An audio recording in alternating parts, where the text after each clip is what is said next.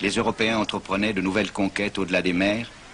Les pays industrialisés, France et Grande-Bretagne en tête, avaient commencé à envahir le continent noir, chacun espérant y trouver de nouvelles sources de matières premières pour ses usines, de nouveaux marchés pour ses produits et de nouvelles positions stratégiques face à ses rivaux.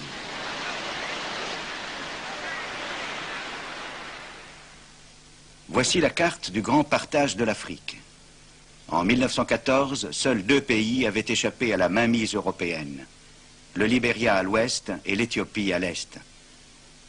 L'Angleterre s'était taillé la part du lion, l'Égypte et le Soudan au nord, l'immense richesse de l'Afrique du sud, des colonies de valeur comme la Rhodésie et le Kenya, et des territoires fortement peuplés comme le Nigeria et la Côte de l'Or.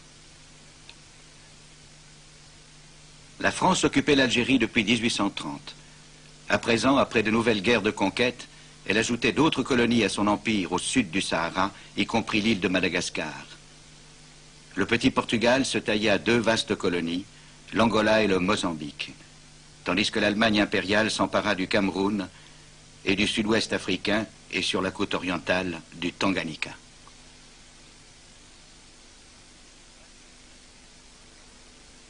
Le vaste bassin du Congo tomba entre les mains du roi Léopold de Belgique. L'Italie et l'Espagne complétaient le reste. La face du continent se trouvait intégralement modifiée.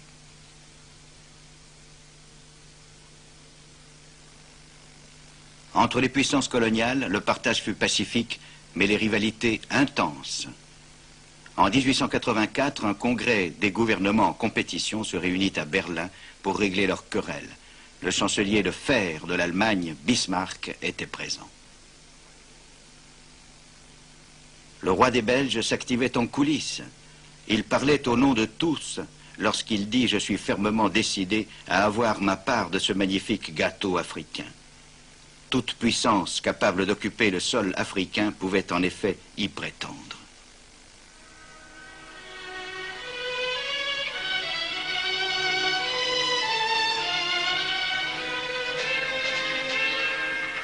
Il s'agissait maintenant de tracer des frontières dans un territoire qui figurait en blanc sur les cartes.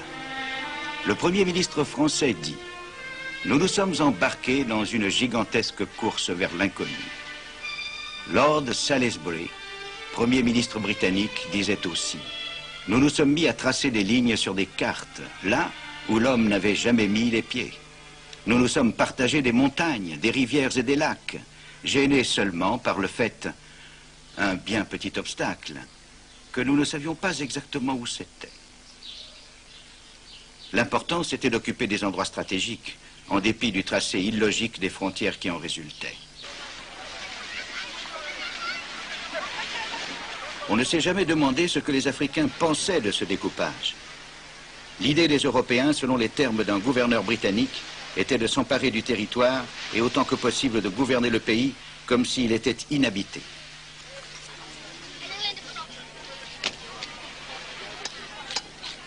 En fait, le mépris des Européens pour les Africains atteignit alors des sommets. Et ce n'est pas étonnant, car comment l'Europe chrétienne pouvait-elle justifier le fait de s'approprier leur pays, sinon en soutenant que les Africains étaient de faibles enfants, de paresseux sauvages?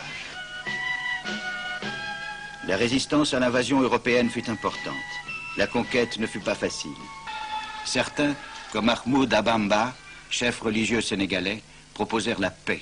Ils furent néanmoins exilés.